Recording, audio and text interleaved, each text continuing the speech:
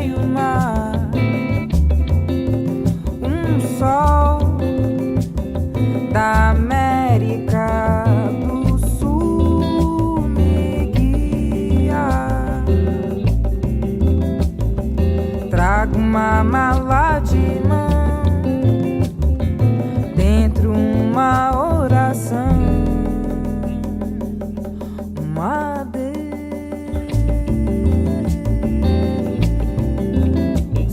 Eu sou um corpo, um ser, um corpo só. Tem cor, tem corte, e a história do meu lugar. O que foi a Revolta de Queimados? Foi uma revolta de pessoas escravizadas no distrito de Queimados, que hoje se localiza no município da Serra, no estado do Espírito Santo. Ela aconteceu em 1849, devido ao seguinte fator. Havia um frei chamado Frei Gregório de Beni, ou a gente chamaria de padre, né?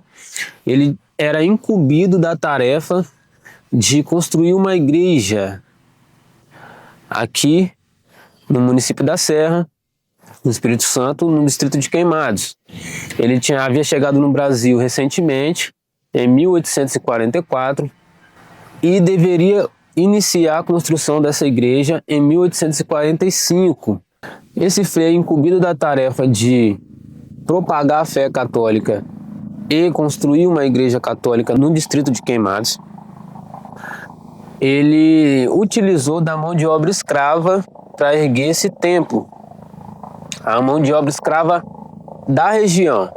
Então ele foi em algumas fazendas de escravos, ele prometeu, fez uma falsa promessa a esses escravos de que eles receberiam a carta de alforria caso ajudasse a construir a igreja. Essa igreja teria o nome de São José, de Santo Católico. Assim que a igreja fosse inaugurada, essas pessoas teriam sua liberdade concedida, né?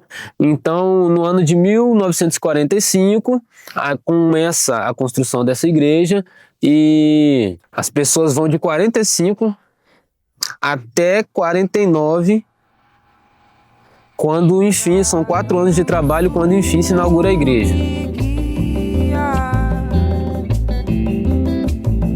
Trago uma mala de mão, dentro uma oração, uma Deus. A insurreição de Queimados, ela é caudatária, ou seja, ela é herdeira do processo de resistência das pessoas escravizadas ao regime sanguinário de opressão, né?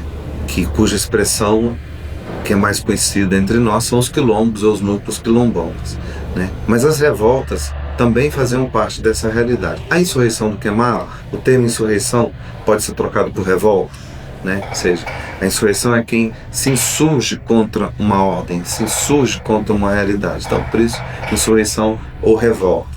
Mas ficou nomeado, conhecido como insurreição, porque é o título da obra do Afonso Cláudio, o livro do Afonso Cláudio, que foi escrito em 1884 e lançado em 1885 no jornal, né?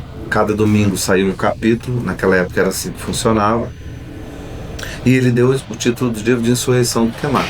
É graças a esse livro que nós temos essa história documentada, porque boa parte da documentação, na verdade a maior parte da documentação sobre esse processo, né, sobre a insurreição e a investigação e a penalização dos participantes, desapareceu nos arquivos da Justiça. Né? O que há são poucos documentos no Arquivo Público do Estado do Espírito Santo.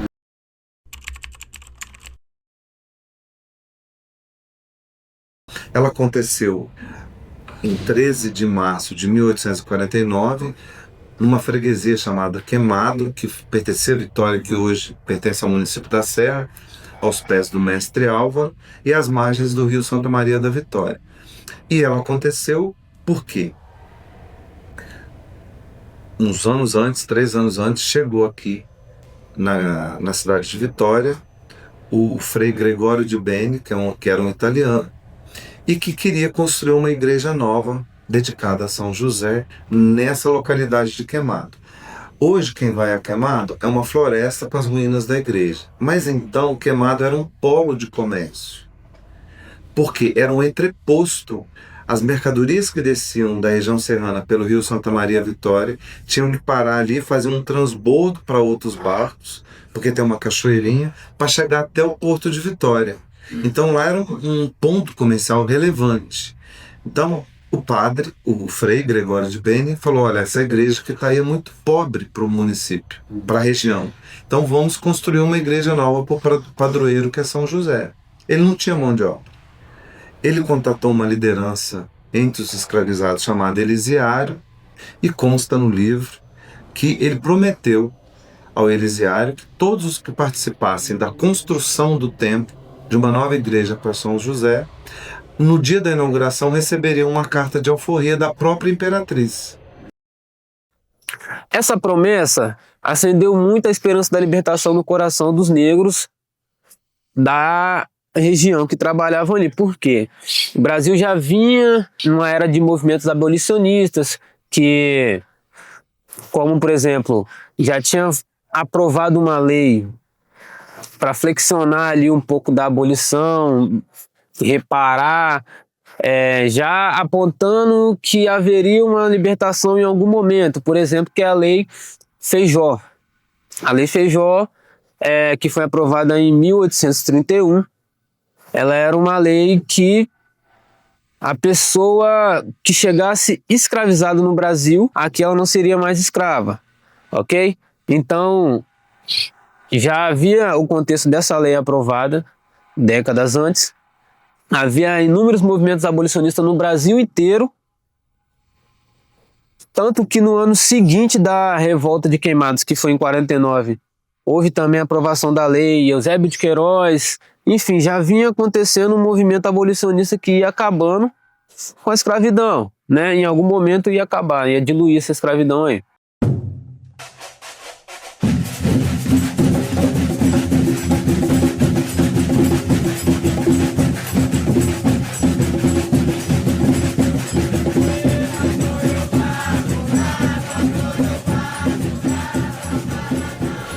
O que aconteceu? Por quase 2 anos, os escravizados mobilizados pelo Elisiário, que também era um escravizado, trabalhavam nas noites de lua cheia e nos dias santos na construção da igreja, porque eles eram escravizados. Então, quando eles trabalhariam? Nas noites de lua cheia, né? Porque tinha iluminação natural, e nos dias santos, que não tinha trabalho nas fazendas. Então eles iam para lá para construir esse templo. Fizeram a parte deles, e a igreja ficando pronta, nada de notícia de alforria, nada do prometido. Então eles já começaram a se mobilizar, né? Os escravizados daqui, que trabalhavam na obra do templo, que durou quase 2 anos, com lideranças do entorno do que hoje seria a Grande Vitória. E estavam lá preparados, né, para exigir o que lhes cabia no acordo. Vamos construir uma igreja e vamos ter a nossa alforria.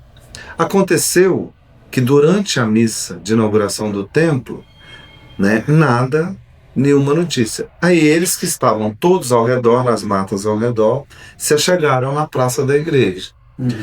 O frei Gregório de Beni, temendo uma invasão da igreja, mas que nunca houve. A igreja nunca foi invadida pelos escravizados. Ela está em ruínas lá, não porque foi invadida. Queimado não se chama Queimado, não porque botaram fogo nela, né? A igreja foi abandonada, por isso que virou ruína, mas os escravizados nunca invadiram a igreja. O Gregório de Beni fechou o templo, encerrou a celebração, despachou os participantes, que eram a elite local, e falou para o Elisiário: olha, manda o pessoal ir diretamente cobrar alforria aos donos, aos fazendeiros. Eles é que vão dar alforria. Os escravizados, já descontentes, se sentindo traídos pelo Gregório de Beni, acreditando ou não nessa direção que ele deu, nessa informação que ele deu, foram para as fazendas tomar o que lhes era de direito, que lhe havia sido prometido, que era alforria em troca do trabalho para construir a igreja. Você não sabe se tinha alguma aviso prévio, alguma negociação entre o Gregório de Beni e os fazendeiros locais? Nunca foi registrado nem conversa dele com a coroa e nem conversa dele com os proprietários, né? Isso deixa transparecer no livro do Afonso Cláudio que o Gregório de Beni, ora era um esperto, ora era um ingênuo, porque ele era um estrangeiro aqui, né? Não entendia de nada do que estava acontecendo. Então o Afonso Cláudio sempre deixa um misto assim. Era um esperto, mais um explorador, né, da boa-fé e do sofrimento dos escravizados que queriam a qualquer custo sair daquele regime. Ora até um ingênuo. O Elisiário, que era a liderança também, que estava ali fazendo o meio de campo entre o Gregório de Beni e os escravizados. O Afonso Cláudio também fica nessa história, mas como assim, né? Como uma liderança não vai entender o que está acontecendo, não vai cobrar, né? Então ele fica nesse meio, tá assim, entre uma ingenuidade, entre uma crença, mas entre também querer exercer uma liderança, tipo um poder, né, com aquela massa de escravizados. O fato é que diante de uma tragédia que é o escravagismo, diante do absurdo que é a escravidão, diante da violência extrema e inconcebível do ponto de vista humanístico, que é a escravidão, qualquer fiapo de esperança, todo mundo se agarra, né? Qualquer sinalzinho de luz vira um farol para guiar a sua caminhada.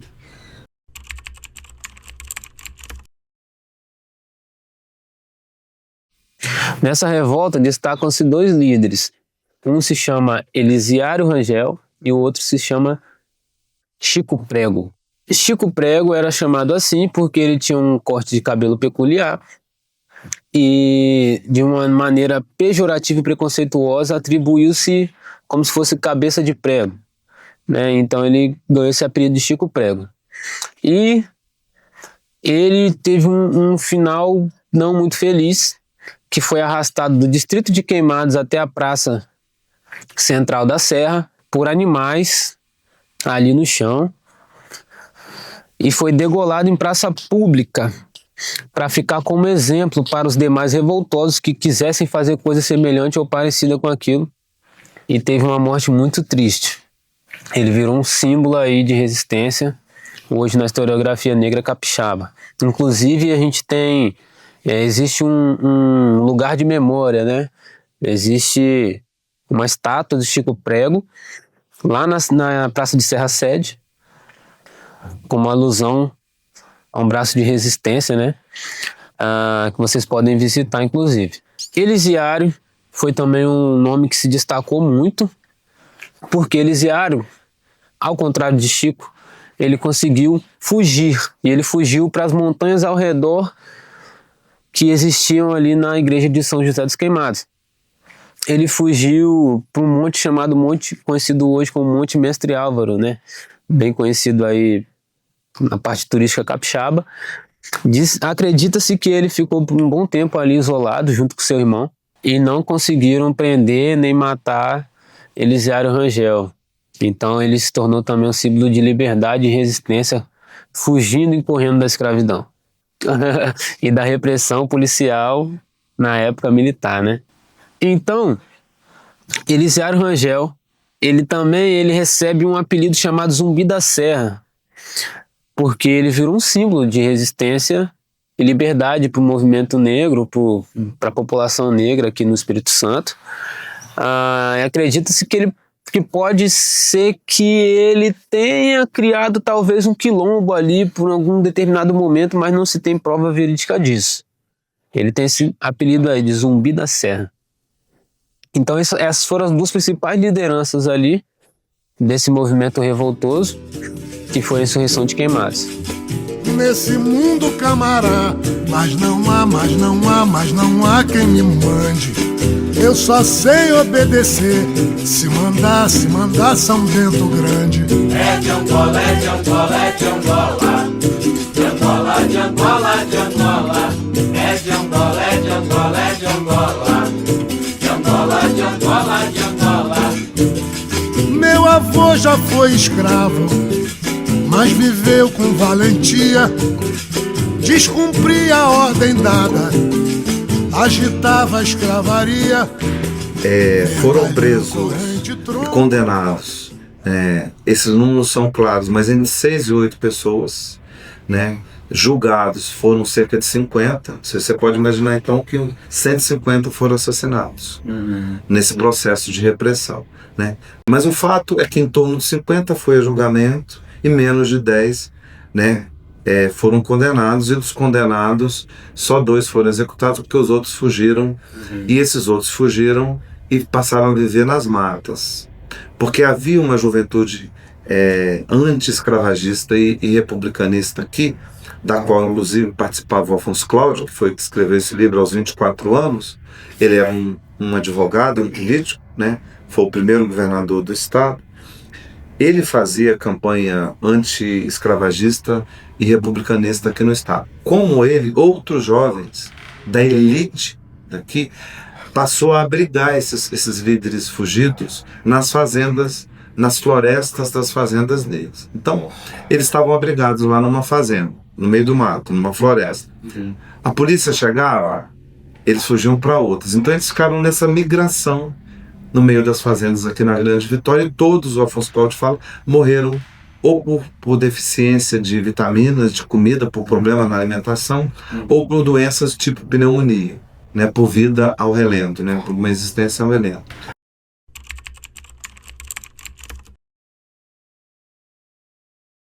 Imagine um regime escravagista, né?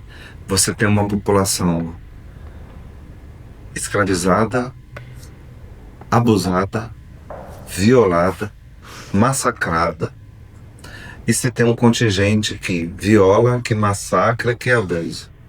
É uma realidade de extrema tensão entre quem oprime e quem é oprimido. Num tempo em que quem é oprimido, né, já está, digamos assim, criando tentativa atrás de tentativa, via revoltas, quilombos, fugas, né, para se livrar dessa opressão. Então é um clima de muita tensão. Quando eclode uma insurreição desse porte, do ponto de vista da população, o que se espera? Da população escravizada, dor, tristeza, mas mais um caminho de enfrentamento, né? Isso, e sobrevivência, e fuga. Então, é desespero, é dor, é morte, mas é mais um passo de enfrentamento de um regime insuportável. Da população que escraviza, é pânico e é terror. Porque você não escraviza uma população inteira, né, sem temer a revolta. Imagina a população com a notícia de que há 200 escravizados, soltos e revoltados. Então, isso é o lado da população que escraviza. E tem o lado das autoridades que sustentam essa escravidão. A reação foi absolutamente violenta. A população pedia isso e o poder pedia isso. Então, contra os escravizados, ergueu o medo, o pânico e o terror da população que escravizava e que se sentia à mercê de 200 pessoas violentas atrás da libertação, e a lei que sustentava o regime escravagista, que foi usada pelos poderosos. Então, assim, no pós-insurreição, a violência aplicada aos escravizados, ela aumentou, dos que participavam, dos que não, até como uma forma de reprimir qualquer ilação revoltosa. Então, assim, você tem dor, morte, sofrimento, do ponto de vista de quem participou, né? Uma agonia, um reforço na repressão dos escravizados. Você tem pânico daqueles que escravizaram e se sentiram à mercê de revoltosos, e uma decisão do poder, inclusive pressionado por essa elite que escravizava, de fazer cumprir a lei. E uma decisão de fazer cumprir a lei com rapidez e com violências pedagógicas. né? Por isso que é o assassinato, por isso que é a perseguição, por isso que é prender, por isso que é julgar e por isso que é executar.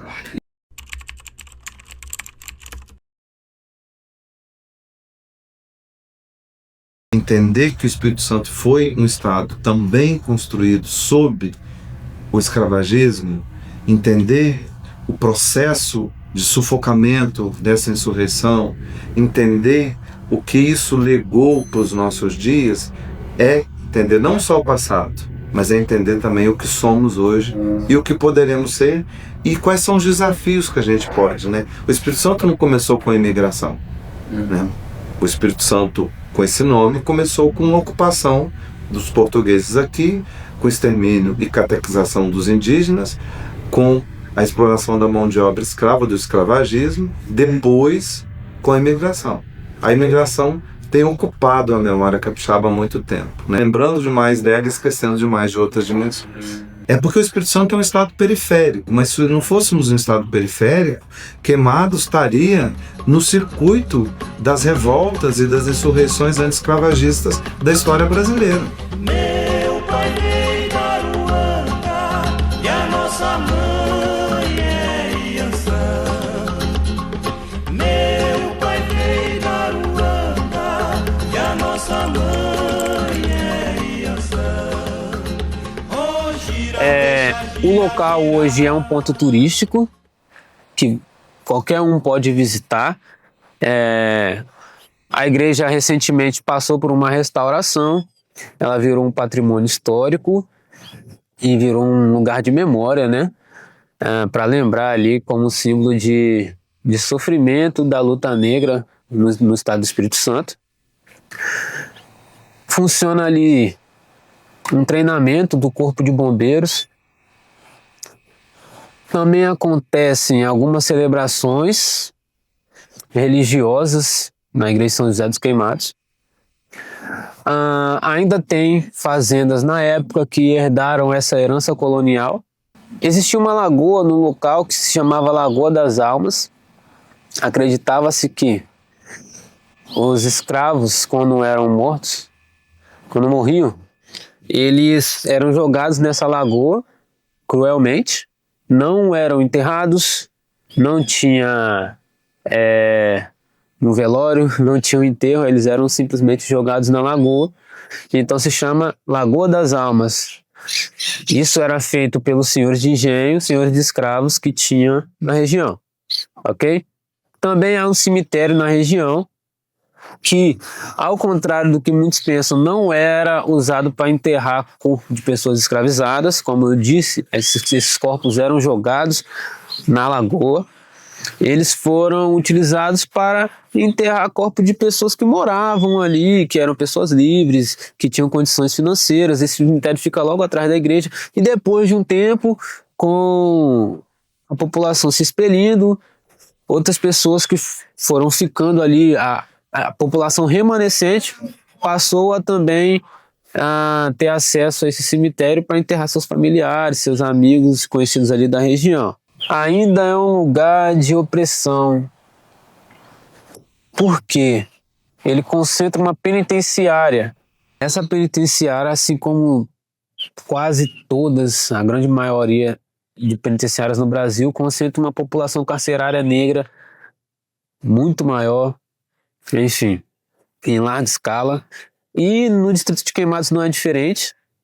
Então a gente entende ali que além de ter sido palco de uma revolta que foi oprimida violentamente, mas que ao mesmo tempo mostra a bravura e a não aceitação do negro perante a opressão colonial europeia,